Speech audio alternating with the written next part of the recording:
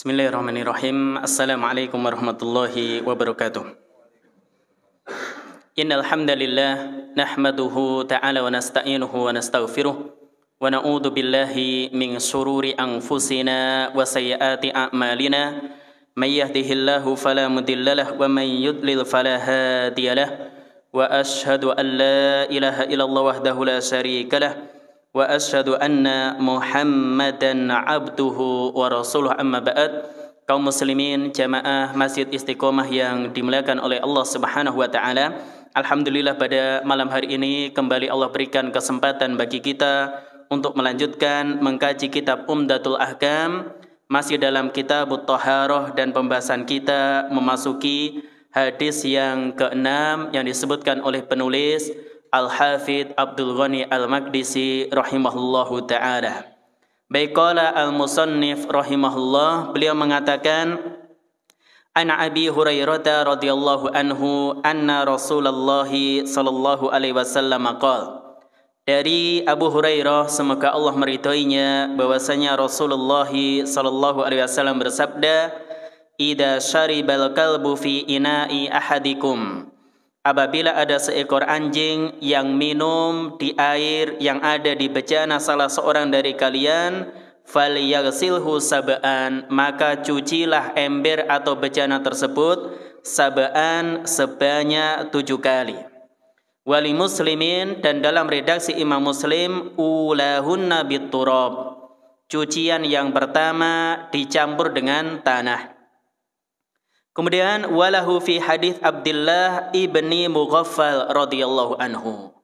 Demikian juga diriwayatkan oleh Abdullah bin Mughaffal, semoga Allah meridhoinya, anna Rasulullah sallallahu alaihi wasallam qala, Rasulullah sallallahu alaihi wasallam bersabda, idza walagal kalbu fil ina, apabila ada anjing yang menjilati bejana, menjilati ember, faghsiluhu sab'an, maka cucilah ember atau bejana tersebut sebanyak 7 kali.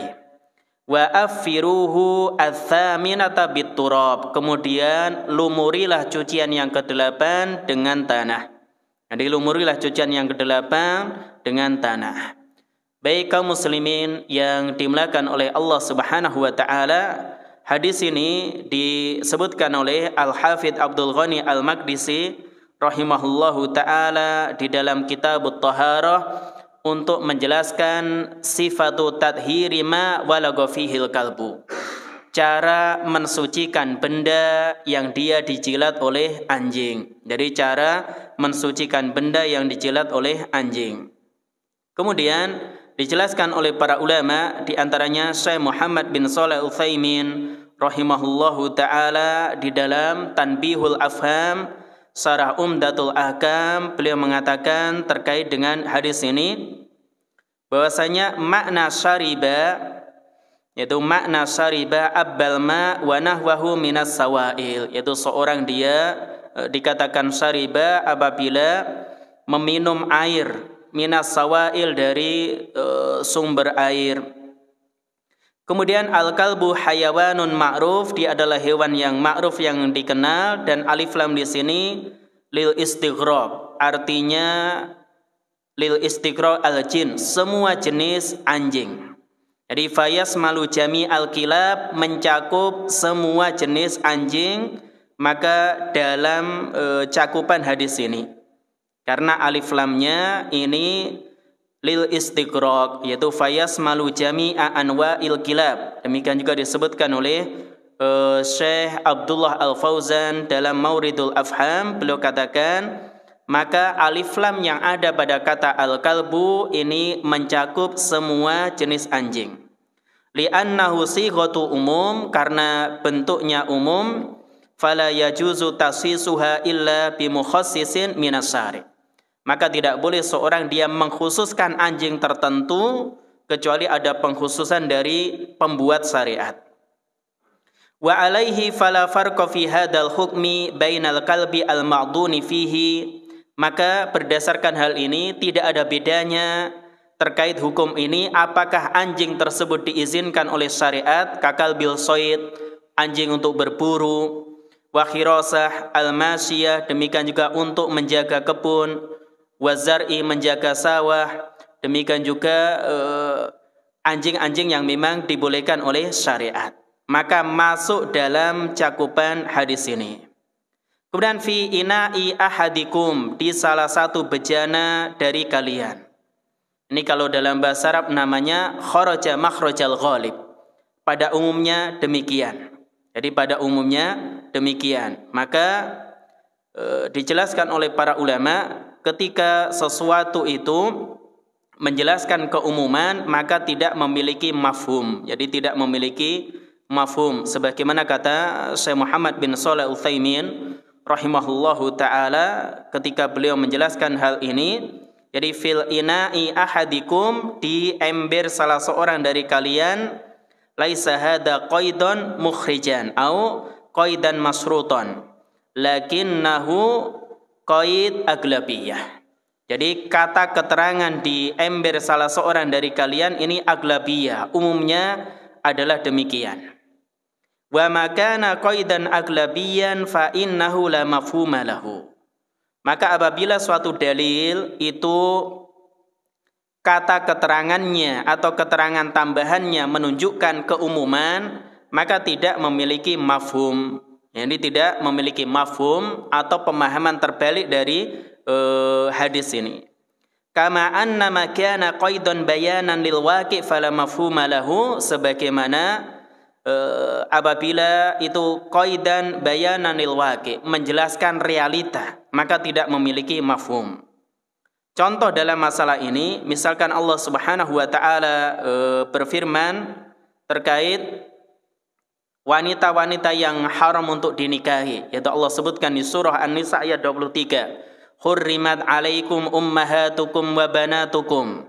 Diharamkan atas kalian menikahi ibu-ibu kalian, anak perempuan kalian, wa akhwatukum, jadi saudara perempuan kalian, wa ammatukum, demikian juga bibi kalian dari jalur laki-laki, demikian juga wa khalatukum, bibi kalian dari jalur ibu, wa banatul akh, kemudian anak perempuan dari saudara laki-laki, wa banatul ukh, anak perempuan dari saudara perempuan, wa ummahatukum allati arda'nakum, demikian juga ibu sepersusuan kalian, wa akhwatukum minar radha'ah, saudara perempuan sepersusuan, wa ummahatu nisaikum barabaikum allati fi hujurikum min nisaikum allati dakhaltum bihin.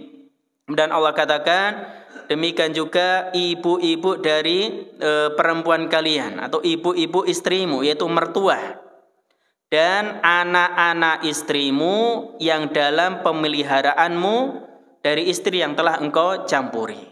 Maka di dalam ayat ini Allah katakan warabaikum allati fi hujurikum min nisaikum, dan di sini fi hujurikum min nisaikum menjelaskan aglabiyah.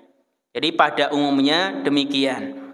Jadi anak-anak istri ya yang dalam pemeliharaan seorang ayah, misalkan seorang istri dia misalkan nikah, kemudian dia sudah membawa anak dari suaminya terdahulu, kemudian dia nikah dengan seorang laki-laki, maka dia dipelihara oleh dalam hal ini bapak sambungnya katakanlah, maka ini Allah jelaskan yaitu yang berada dalam pemeliharaanmu, karena biasanya demikian. Bukan berarti boleh seorang dia menikahi anak-anak istri yang tidak dipelihara oleh bapak sambungnya tadi. Bukan berarti demikian, ini juga terlarang. Maka di dalam hadis ini juga menjelaskan aglabiyah secara umum. Jadi fi ina'i ahadikum, apabila ada anjing minum di air yang ada di ember salah seorang dari kalian, maka ini menjelaskan aglabiyah. Maka kata Syekh Muhammad bin Shalih Al-Utsaimin, fi hujurikum hada qaidun ghalib, yang ada pada pemeliharaan kalian, maka ini keterangan secara umum. Jadi ini keterangan tambahan, umumnya demikian. Walihada lam yadkurillahu mafhuma lahu, oleh karena itu Allah Subhanahu wa taala tidak menjelaskan atau tidak menyebutkan mafhumnya. Tidak menyebutkan mafhumnya. Demikian juga apabila suatu dalil itu libayanil waqi, menjelaskan realita, maka enggak punya mafhum. Misalkan Allah katakan wa man yad'u ma'allahi ilahan akhar la burhana lahu. Siapa yang menyeru bersama Allah Tuhan yang lain, la burhana lahu, yang tidak ada burhan, enggak ada bukti, enggak ada ilmu, enggak ada keterangan darinya. Maka la burhana lahu ini menunjukkan bahwasanya Tuhan selain Allah itu enggak memiliki, orang yang menyeru Tuhan selain Allah enggak punya bukti, enggak punya ilmu. Bukan berarti boleh apabila seorang dia menyeru selain Allah Subhanahu wa taala dan dia punya burhan, boleh. Tidak. Ini di sini hanya menjelaskan ilahan akhar, Tuhan selain Allah itu la burhana lahu. Jadi la burhana lahu bihi, maka ini libayanil waqi. Demikian juga misalkan Allah katakan ya ayyuhalladzina amanu stajibu lillahi walir rasul idza da'akum lima yuhyikum, yaitu firman Allah di surah Al-Anfal ayat 24. Wahai orang-orang yang beriman, penuhilah panggilan Allah dan Rasulnya idza da'akum lima yuhyikum, apabila mereka menyeru kalian untuk sesuatu yang bisa menghidupkan kalian. Maka idza da'akum lima yuhyikum ini libayanil waqi, untuk menjelaskan realita. Semua seruan Allah dan Rasulnya bisa menghidupkan kita, menghidupkan hati kita. Maka bukan berarti kalau Allah dan Rasulnya menyeru kepada sesuatu yang tidak bisa menghidupkan hati kita, maka kita boleh tidak memenuhi seruannya atau panggilannya. Tidak demikian. Maka keterangan idza da'akum lima yuhyikum ini libayanil waqi, untuk menjelaskan realita, maka ini tidak memiliki mafhum. Jadi ada istilah mantuk, ada istilah mafhum. Mudahnya misalkan Nabi katakan may yuridillahu bi khairan yufaqihu fiddin. Siapa yang dikehendaki kebaikan oleh Allah akan difahamkan dalam masalah agama. Maka tekstual hadis menunjukkan orang yang faham agama berarti dikehendaki kebaikan oleh Allah Subhanahu wa taala. Ini yang disebut mantuk atau tekstual suatu dalil. Adapun mafhumnya, orang yang tidak faham agama berarti tidak dikehendaki kebaikan oleh Allah Subhanahu wa ta'ala. Bisa difahami ya? Ini antara mantuk dan mafhum. Nah, ternyata ada dalil yang dia seperti hadis ini, demikian juga ayat-ayat tadi, apabila keterangan tambahannya untuk aglabiyah, menunjukkan keumuman, atau kharaja makhrajal ghalib, atau libayanil waqi, menjelaskan realita yang ada, enggak punya mafhum. Ini enggak punya mafhum. Misalkan wa man yad'u ma'allahi ilahan akhar la burhana lahu. Siapa yang menyeru berdoa kepada selain Allah atau Tuhan lain selain Allah yang tidak memiliki bukti baginya, tidak memiliki ilmu, bukan berarti seorang boleh saya menyeru kepada selain Allah karena saya punya ilmunya, enggak boleh. Karena ini menjelaskan apa? Waqi. Kenyataan yang ada, Tuhan-Tuhan selain Allah atau orang yang dia menyeru selain Allah, menjadikan selain Allah sebagai Tuhan, enggak ada ilmunya, enggak punya burhan, enggak punya bukti di hadapan Allah Subhanahu wa ta'ala. Ini enggak memiliki mafhumnya. Ini yang dimaksud dengan hadis tadi. Yang dimaksud dengan hadis tadi. Maka kaum muslimin yang dirahmati oleh Allah Subhanahu wa taala, demikian juga hadis ini fi ina'i ahadikum, di bejana salah seorang dari kalian. Maka di sini keterangan tambahan di sini tidak memiliki mafhum. Jadi tidak memiliki mafhum. Falyaghsilhu, maka cucilah bejana tersebut sab'an, sebanyak 7 kali. Ini maka cucilah bejana tersebut sebanyak 7 kali. Kemudian dijelaskan oleh Syekh Muhammad bin Shalih Al-Utsaimin rahimahullahu taala terkait dengan hadis ini dalam Tanbihul Afham untuk Syarah Umdatul Ahkam. Beliau juga mengatakan bahwasanya falyaghsilhu, maka lam yang ada di dalam teks ini atau hadis ini disebut lamul amri. Jadi lam yang menunjukkan perintah. Dan sab'an maknanya sab'a ghasalat, 7 cucian, yaitu 7 cucian. Kemudian wali Muslim dan dalam riwayat Muslim ulahunna biturab. Al-ula minhunna, cucian yang pertama dengan menggunakan air. Dan biturab baknya di sini lil musahabah, maknanya ma'at turab. Jadi salah satu cuciannya dicampur dengan tanah atau dicampur dengan debu. Kemudian dalam hadis Abdullah bin Mughaffal dikatakan idza walagal kalbu fil ina, apabila ada anjing menjilat suatu ember atau bejana. Apa itu walago? Walago itu syariba au adkhala tarafa lisanihi wa harrakahu. Itu anjing itu dia minum atau memasukkan ujung lidahnya kemudian menggerak-gerakkan ujung lidahnya. Ini cara anjing minum. Jadi kalau anjing minum, maka dia masukkan lidahnya ke air, ujung lidahnya kemudian dia gerak-gerakkan sebagaimana kucing. Ini yang disebut dengan walago. Ini disebut dengan walago. Kemudian afiruhu athaminata biturab. Jadi afiruhu maknanya udlukuhu. Jadi gosoklah atau lumurilah bil afar. Afar itu maknanya at-turab, dengan tanah. Jadi yang ke-8 dengan tanah. Baik, kemudian faedah yang bisa kita ambil, kita petik dari hadis ini. Yang pertama, najasatul kalbi. Hadis ini dalil yang menunjukkan bahwasanya anjing itu najis. Wa annaha agladun najasat. Bahkan anjing itu najisnya najis mughalladah. Najis yang berat. Wala farqa fi dzalika bainal kalbil ma'dun fi istimalihi wa ghairil ma'duni fihi. Dan kata Syekh Abdullah Al-Fauzan, tidak dibedakan apakah anjing tersebut diizinkan oleh syariat atau tidak. Maka semua anjing itu najisnya najis mughalladah. Baik anjing tersebut diizinkan oleh syariat ataupun tidak. Jadi baik anjing tersebut diizinkan oleh syariat ataupun tidak. Maka di antara anjing yang dia yaitu diizinkan oleh syariat itu ada 3. Jadi itu ada 3 yang disebutkan oleh Nabi SAW. Jadi di antara anjing yang boleh atau diizinkan oleh syariat itu ada 3, di antaranya anjing tersebut adalah anjing untuk berburu. Jadi kalbus soid, yaitu anjing yang digunakan untuk berburu. Maka ini dibolehkan oleh syariat. Jadi dibolehkan oleh syariat.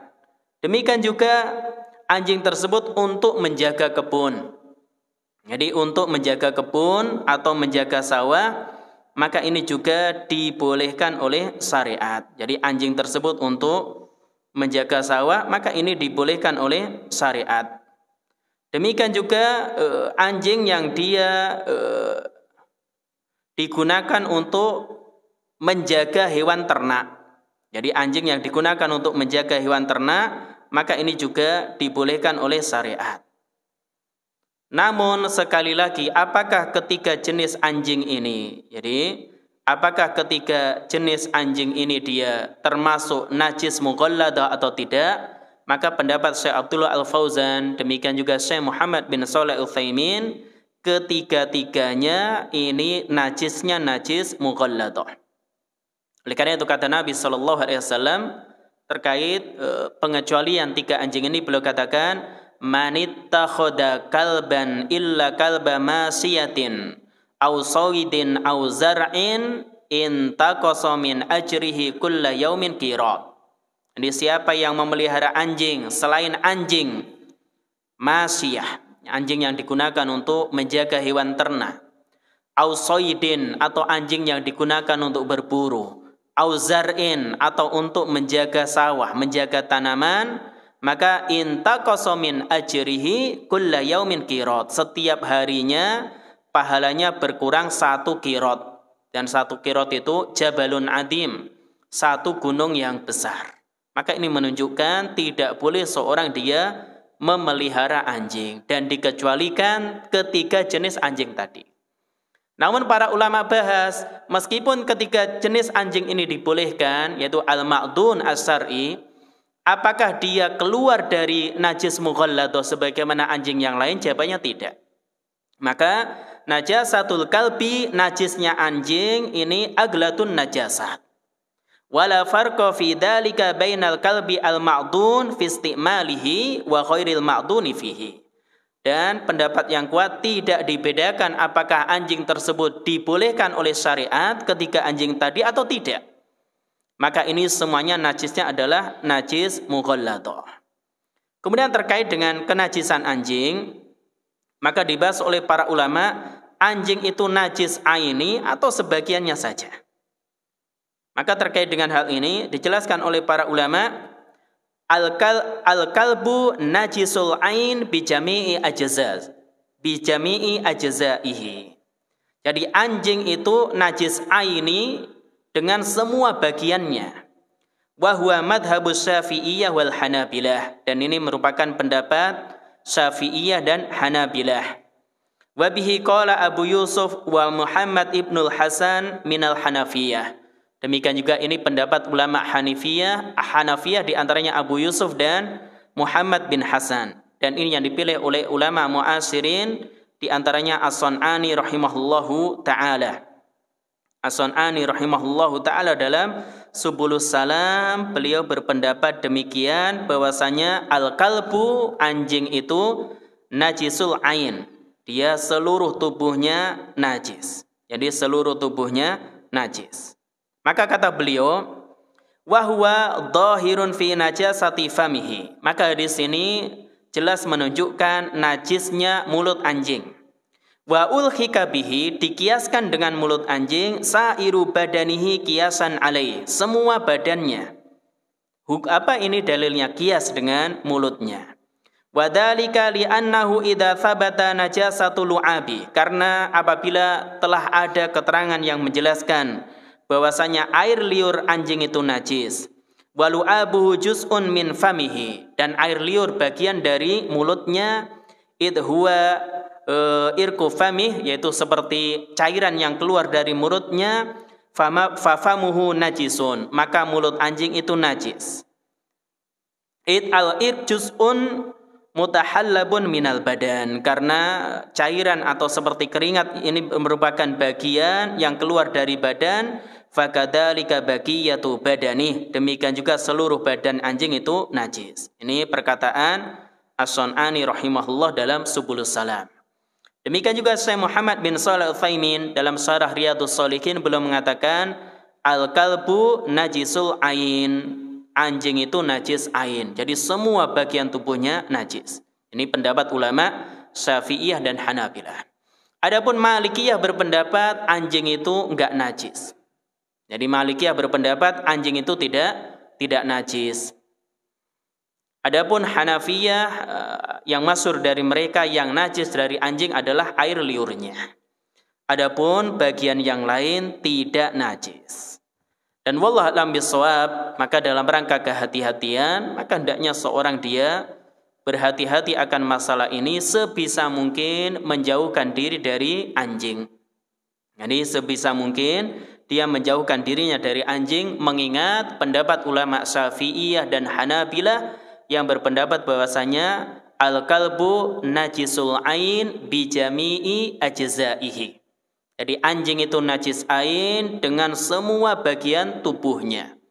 Ini dengan semua bagian tubuhnya. Jadi dikiaskan dengan mulutnya atau air liurnya. Apabila mulutnya ini sesuatu boleh jadi yang paling bersih dikatakan najis, demikian juga bagian tubuhnya yang lain. Jadi demikian juga bagian tubuhnya yang lain.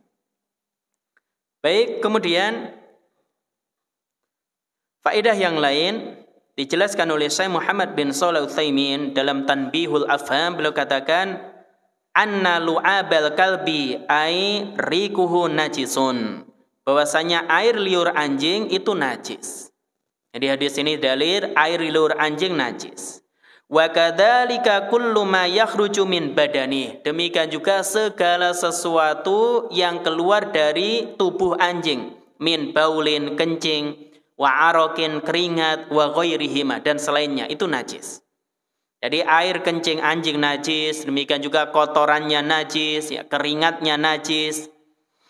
Anna najasatahu aglatun najasat, sama. Jadi Syekh Muhammad bin Shalih Al-Utsaimin pendapatnya sama sebagaimana Syekh Abdullah Al-Fauzan, bahwasanya kenajisan anjing itu najis mughalladhah, najis yang berat. Kemudian faedah yang lain, wujubu tadhiri ma walagha fihi al-kalbu sab'a marrat.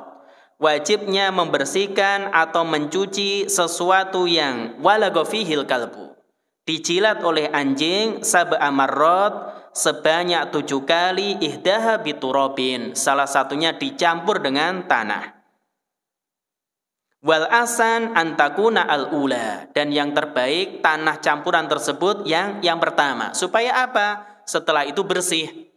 Ada air yang kedua, ketiga, dan seterusnya. Bukan yang terakhir. Sehingga kata Syekh Muhammad bin Shalih Al-Utsaimin, wal asan antakuna al-ula. Yang terbaik campuran tanah atau debu tadi pada cucian yang pertama. Kemudian faedah berikutnya, idza wajabat tadhiru min wulughihi bima dzakar.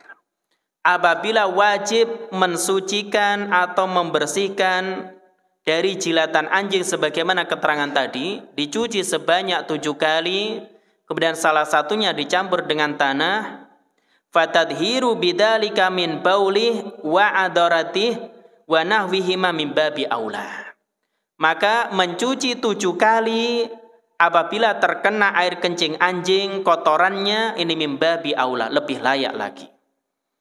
Maka para ulama bahas, mencuci 7 kali ini apakah khusus ketika dijilat anjing atau terkena najis anjing yang lain, misalkan dikencingi oleh anjing atau kena kotoran anjing dan seterusnya.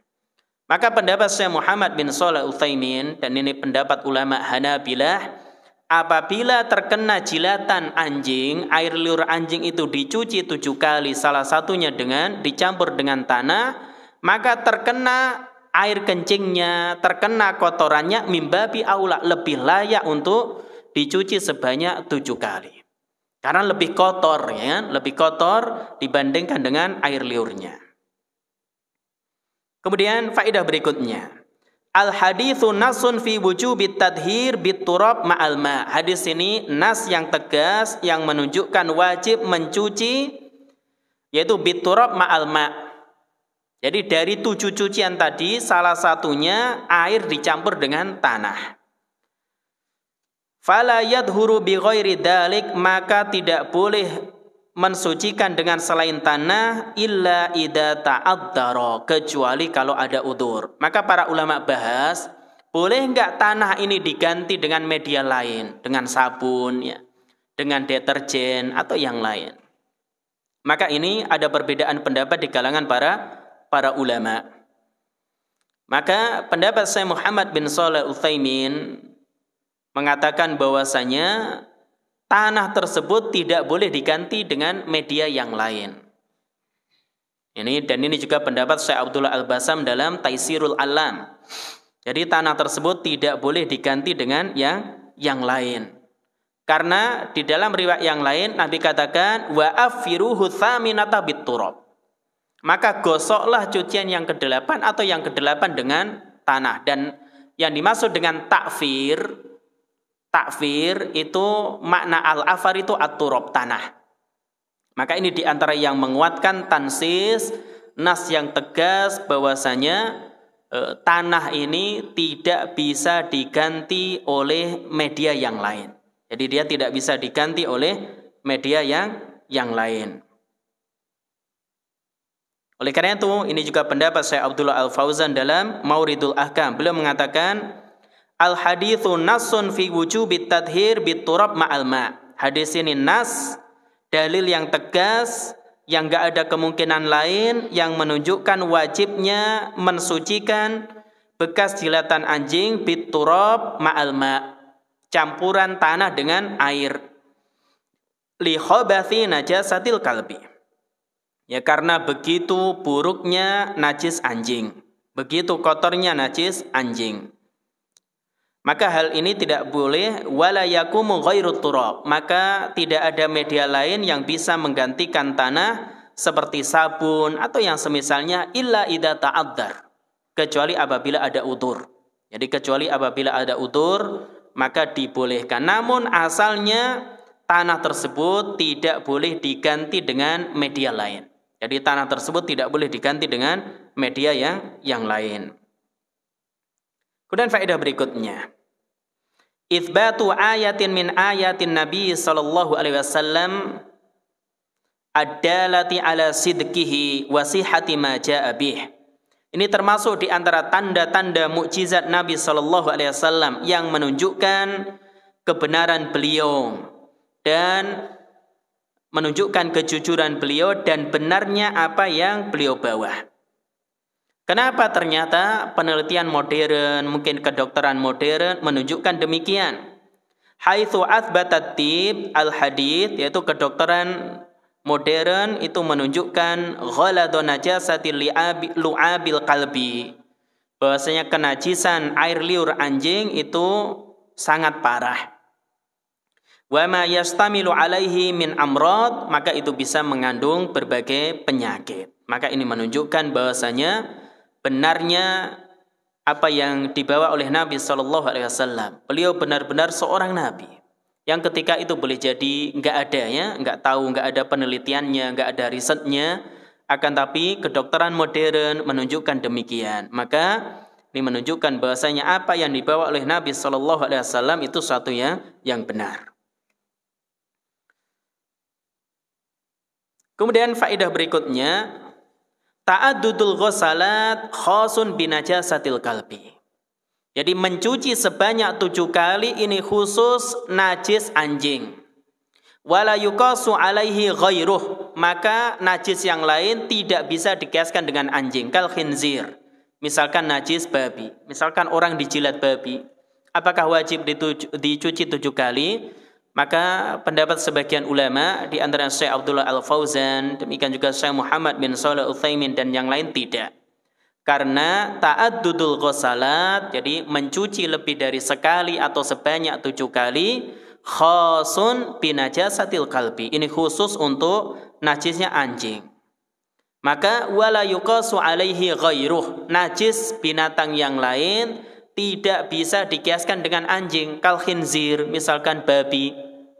Li'annal ibadat tauqifiyah, karena ibadat ini sifatnya tauqifiyah, berdasarkan dalil. Wa hadhihi umurun la tudraku birra'yi wal qiyas, maka ini termasuk perkara yang tidak diketahui oleh akal atau bisa dikiaskan. Walam ya'ti fi ghairil qalbi ta'addudul ghusli, maka tidak ada terdapat dalil yang menjelaskan dicuci lebih dari sekali atau 7 kali selain anjing. Jadi selain najisnya anjing. Amma baqiyatun najasat, adapun najis yang lain, fal wajibu fiha ghuslatun wahidah, maka yang wajib dicuci sekali. Tadhabu bi ainin najasa wa athariha, apabila dicuci sekali ainun najasa, benda najisnya, bekasnya hilang, ya sudah. Jadi apabila najisnya sudah hilang, maka sudah. Fa illam tadhhab zada hatta yadhhaba atharuha. Kalau dicuci sekali enggak hilang, ya ditambah lagi hingga hilang benda najisnya. Hingga hilang benda najisnya.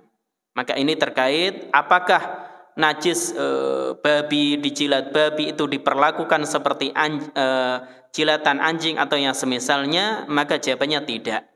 Jadi maka jawabannya tidak. Yang tepat bahwasanya dicuci sebanyak 7 kali, maka ini khusus untuk anjing. Kemudian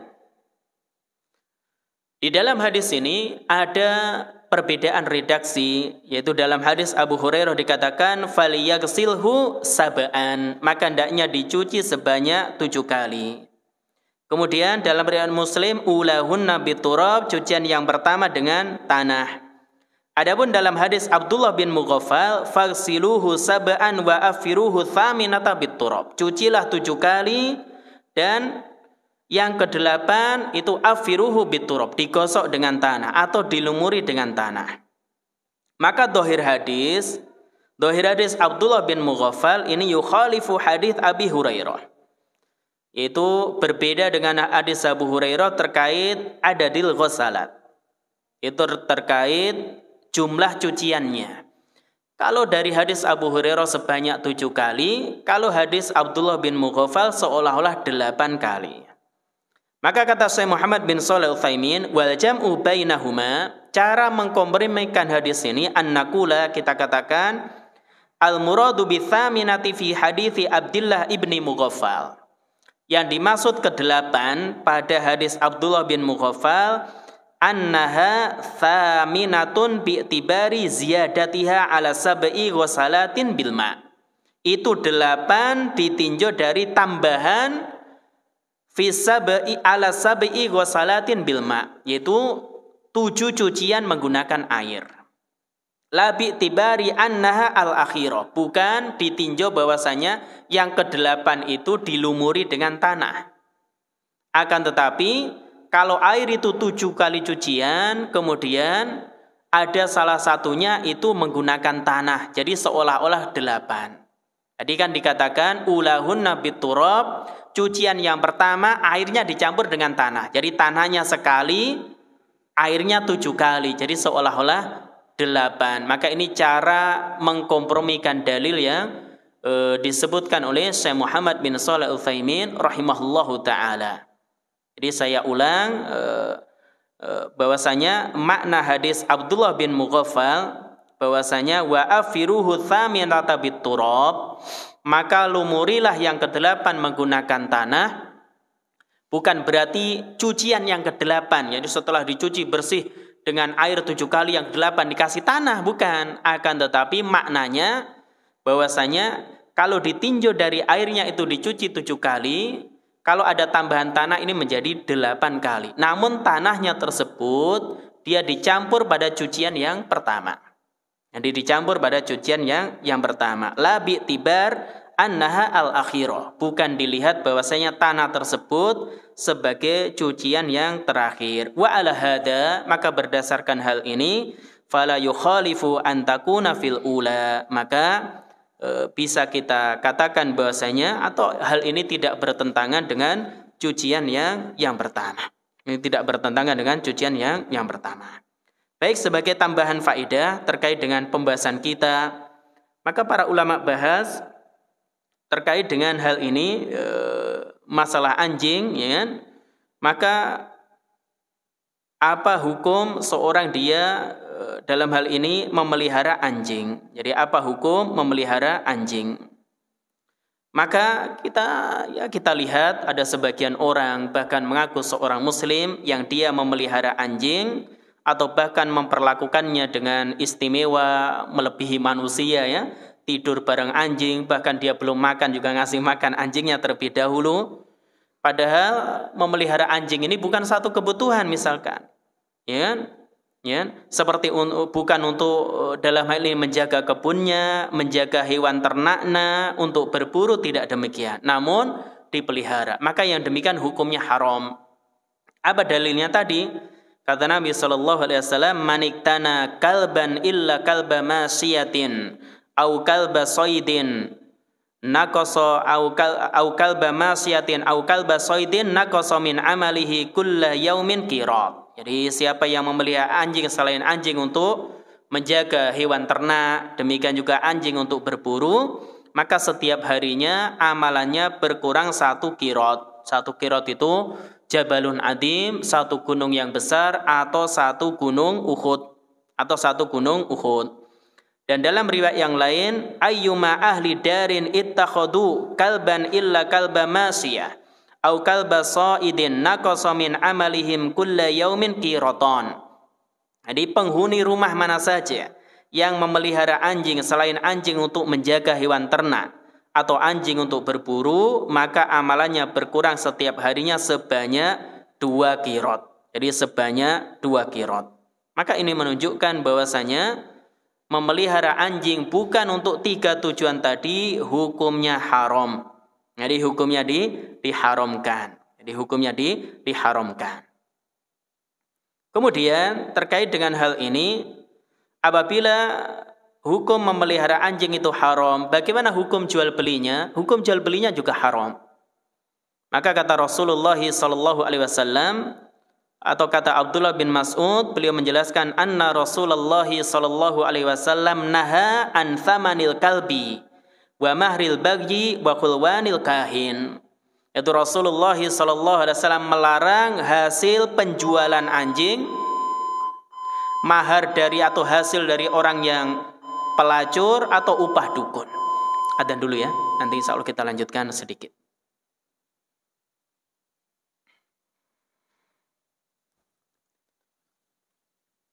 Baik, kita lanjutkan sedikit terkait dengan pembahasan kita. Bahwasanya tadi dijelaskan bahwasanya termasuk perkara yang terlarang adalah seorang dia melakukan jual beli anjing. Karena apa? Sebagaimana yang disebutkan oleh Abu Mas'ud radhiyallahu taala anhu, beliau mengatakan, "Anna Rasulullah sallallahu alaihi wasallam naha an thamanil kalb." Nabi SAW melarang hasil jual beli anjing. Wa mahril bagyi, demikian juga upah atau hasil seorang yang dia melacur, yang wanita pelacur. Wa khulwanil kahin, dan upah dukun. Maka Nabi gandingkan antara hasil jual beli anjing dengan upah dukun, demikian juga dengan upah pelacur. Maka ini menunjukkan bahwasanya hasil jual beli anjing ini haram hukumnya. Maka upah dukun itu haram, nggak boleh diupah dengan bayaran yang mahal ya. Kalau dia seorang dukun ya, bukan malah dibayar dengan bayaran yang mahal. Ini diharamkan dalam agama kita. Demikian juga dijelaskan oleh Syekh Muhammad bin Shalih Al-Utsaimin rahimahullahu taala, hadis ini dalil haramnya seorang dia mengkonsumsi daging anjing. Kata beliau, tahrimu aklihi, haram hukumnya makan daging anjing. Kenapa? Li'anna kulla najisin fahuwa haram. Ada kaidah segala sesuatu yang najis haram dikonsumsi. Li'anna najisa yajibu an yatatahharul insanu minhu, karena benda yang najis wajib disucikan oleh seseorang. Wa idza kana syai' yajibu an yatatahharul insanu minhu fa kaifa yajuzu an yudkhilahu ila jawfi. Bagaimana mungkin seorang dia diperintahkan untuk mensucikan benda najis malah dimasukkan ke dalam perutnya? Maka ini enggak mungkin. Sehingga hadis ini dalil bahwasanya daging anjing itu haram dikonsumsi. Oleh karena itu ada kaidah anna kulla najisin haram wa laisa kullu haramin najisan. Segala sesuatu yang najis itu haram dikonsumsi, namun tidak setiap yang haram itu najis. Jadi kalau benda itu najis mesti enggak boleh dikonsumsi. Tapi tidak semua yang haram itu najis. Maka al-kalbu haramun li'annahu najis. Anjing itu haram karena statusnya najis. Wa kullu najisin fahuwa haram. Karena apa? Segala sesuatu yang najis itu haram dan tidak sebaliknya. Apa contohnya? Misalkan kata beliau, kata Syekh Muhammad bin Shalih Al-Utsaimin, anna summa haramun. Racun itu haram. Tapi apakah racun itu najis? Tidak. Kata beliau lagi, ad-dukhan haram. Rokok itu haram. Apakah seorang megang rokok itu najis? Jawabannya tidak. Jawabannya tidak. Wasai'ud daru haramun, sesuatu yang membahayakan juga haram. Misalkan narkoba, haram dikonsumsi. Tapi apakah megang narkoba itu menjadi najis? Maka jawabannya tidak. Maka segala sesuatu yang najis itu haram dikonsumsi, namun tidak setiap yang haram itu statusnya najis. Jadi tidak setiap yang haram itu statusnya najis. Dan ini kaidah yang penting yang disebutkan oleh Syekh Muhammad bin Shalih Al-Utsaimin rahimahullahu taala. Selain itu anjing itu najis karena dia termasuk hewan buas yang bertaring dan menyerang dengan taringnya. Dan Nabi SAW beliau mengatakan kullu dinabin minas siba fa akluhu haram. Jadi semua hewan yang memiliki gigi taring dan dia buas menyerang dengan gigi taringnya tersebut, maka haram dikonsumsi. Jadi maka haram dikonsumsi. Demikian juga Ibnu Abbas, beliau mengatakan anna Rasulullah sallallahu alaihi wasallam naha an akli kulli dinabin minas siba. Rasulullah sallallahu alaihi wasallam melarang seorang dia makan hewan buas yang bertaring. Jadi makan hewan buas yang bertaring. Dan apabila memanfaatkan hasil penjualan anjing itu enggak boleh, maka ini menunjukkan juga haram untuk mengkonsumsi dagingnya.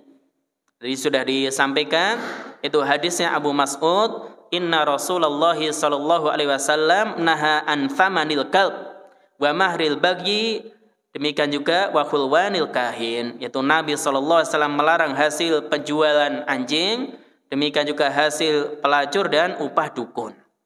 Dan jika harganya itu dilarang, maka dagingnya pun haram. Maka kata Nabi sallallahu alaihi wasallam, "Innallaha idza harrama 'ala qaumin akla syai'in harrama 'alaihim thamana." Apabila Allah mengharamkan kepada suatu kaum makan sesuatu, maka Allah juga haramkan harganya, jual belinya. Jadi kalau khamr itu haram dikonsumsi, jual beli khamr enggak boleh. Kalau anjing itu haram dikonsumsi, demikian juga jual beli anjing tidak dibolehkan. Wallahu a'lam bishawab. Demikian yang kita kaji, kita bahas dalam kajian kita malam hari ini terkait hadis Abu Hurairah, demikian juga hadis Abdullah ibnul Mughaffal yang menjelaskan kepada kita cara mensucikan dari najis anjing. Wallahu a'lam bishawab. Mungkin masih ada waktu, kalau ada yang ditanyakan silakan. Iya, silakan. Waalaikumsalam warahmatullahi wabarakatuh.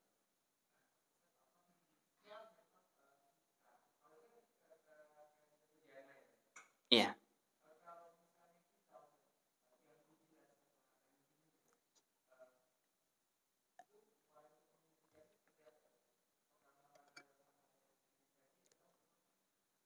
Iya, jawabannya hal yang sama sebagaimana hadis tadi. Jadi kalau kita dijilat, dan ini fatwa dari para ulama, dari Syekh Shalih Al-Fauzan, demikian juga Syekh Muhammad bin Shalih Al-Utsaimin, apabila kita dijilat oleh anjing, maka sama, kita cuci sebanyak 7 kali, salah satunya dicampur dengan tanah. Jadi salah satunya dicampur dengan tanah. Jadi kalau kita dijilat anjing, maka cara mensucikannya demikian. Ini dalam rangka juga kehati-hatian. Meskipun hadis tadi masuk ke bejana, tadi sudah disampaikan ini kharaja makhrajal ghalib. Karena biasanya anjing demikian. Tapi kalau dia jilat kita, maka dalam hal ini juga ini kita sucikan sebanyak 7 kali, salah satunya dicampur dengan tanah. Wallahu a'lam bishawab. Ya, silakan.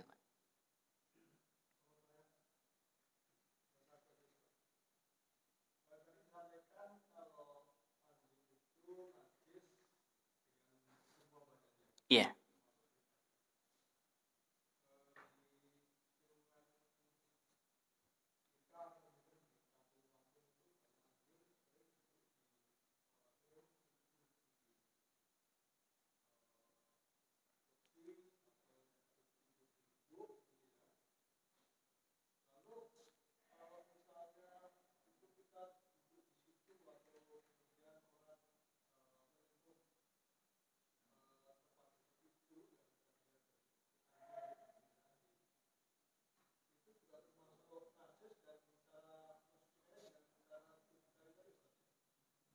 Baik, terkait dengan hal ini, tadi disampaikan bahasanya pendapat ulama Syafi'iyah, Hanabilah, demikian juga Syekh Muhammad bin Shalih Al-Utsaimin As-Sun'ani rahimahullahu ta'ala, berpendapat bahasanya anjing najisul ain.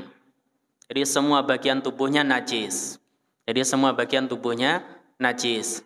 Kemudian, apakah apabila semua bagian tubuhnya najis, apabila seorang dia terkena bagian tubuhnya juga harus dicuci sebanyak 7 kali? Maka sebagian ulama katakan apabila ini khusus dijilat anjing. Adapun ulama Hanabilah menambahkan apabila jilatan anjing air liurnya najis, padahal itu yang paling bersih, maka kena air kencingnya, demikian juga kena kotorannya mimbabil aula. Ini sisi pendalilannya. Kemudian terkait dengan apakah bulu anjing itu najis, kembali kepada hal tadi. Apabila bulu anjing itu dia bagian dari anjing, maka dia juga statusnya najis. Ini pendapat Syafi'iyah dan Hanabilah. Namun wallahu a'lam bishawab, pendapat sebagian ulama, dan ini yang dikuatkan oleh Syekh Muhammad, yaitu Syekhul Islam Ibnu Taimiyah rahimahullahu taala, bulu anjing itu statusnya tidak najis. Jadi bulu anjing itu statusnya tidak najis, sebagaimana ini pendapat ulama Syafi'iyah, apabila buah itu dia tumbuh di tanah yang najis, apakah buahnya menjadi najis? Tidak. Maka sebagaimana bulu dia terpisah, dia tumbuh di tempat atau misalkan badan anjing yang najis, tapi status bulunya tidak najis. Namun dalam rangka kehati-hatian, ada fatwa dari Syekh Muhammad bin Shalih Al-Utsaimin dirinci, apabila seorang dia memegang bulu anjing dalam kondisi basah, jadi dalam kondisi basah ya, bukan kering ya, dalam kondisi basah, maka sebaiknya dia mencucinya. Dan ini pendapat beliau ini termasuk najis. Adapun kalau tidak, maka tidak demikian. Jadi sekali lagi, kenapa syariat menunjukkan demikian atau menjelaskan demikian supaya seorang dia benar-benar menjauhkan diri dari anjing. Jadi menjauhkan dirinya dari anjing, bukan malah memeliharanya padahal nggak ada keperluan, atau membelinya dengan harga yang mahal, jalan-jalan sama anjingnya, atau malah tidur sama anjingnya, tidak demikian. Tapi syariat berusaha seorang dia supaya menjauhkan diri dari anjing. Wallahu a'lam bishawab. Gak apa-apa ya, terakhir ya. Ya, silakan Mbak Yud.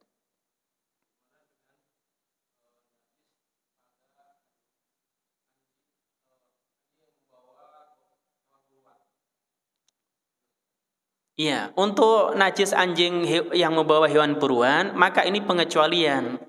Jadi, oleh karena itu tadi sudah disampaikan, idza syaribal kalbu, al-kalbu di sini alif lamnya istighraqiyah, mencakup anjing yang dibolehkan oleh syariat 3 tadi atau anjing yang lain.